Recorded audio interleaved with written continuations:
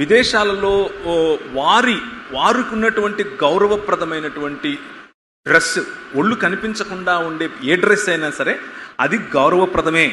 ఒళ్ళు కనిపించకుండా ఉండే డ్రెస్ విదేశాలలో వేసుకుని అదే డ్రెస్ మనం ఇక్కడ వేసుకుంటే మనం ఏ విధంగా అయితే కొద్దిగా ఏంటి ఇలా ఉంది, అందరిలో ప్రత్యేకత కోసం ఏమైనా చేస్తున్నారా అన్నట్లు ఫీల్ అవుతామో, అలాగే విదేశాలకు వెళ్ళినప్పుడు మనం చుట్టుకున్నటువంటి చీర కూడా వాళ్ళకి అలాగే అనిపిస్తుంది. ఎందుకు వీళ్ళు నడుం కనిపించే విధంగా, వీపు కనిపించే విధంగా వేసుకొని తిరుగుతున్నారు అని వారు ఫీల్ అవుతారు. ఇవి సాంస్కృతికం.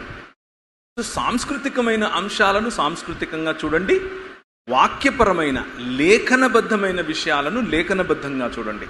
లేఖనం ఏం చెప్తుంది అనంటే, ముసుగు వేసుకోవటం అనేది స్త్రీ ఆధిపత్యాన్ని కాకుండా స్త్రీ సమానత్వాన్ని చాటేది. ముసుగు వేసుకోవటం అనేది స్త్రీ జుగుప్సాకరమైనటువంటి ప్రవర్తనతో ప్రజలను ఆకర్షించేదిగా కాకుండా సాంస్కృతికంగా ఏదైతే ఆమోదయోగ్యమో అలా చేయటం కోసం అక్కడున్నటువంటి సంఘములకు ఇస్తున్నటువంటి బోధ. మన సంస్కృతికి ఆమోదయోగ్యంగా ఉండే బట్టలు ధరించి ప్రభువును మంచి లేకపోతే ఆమోదయోగ్యమైనటువంటి మాటలతో ఆయన ఘనపరచటం మనకి ఇవ్వబడిన పిలుపు.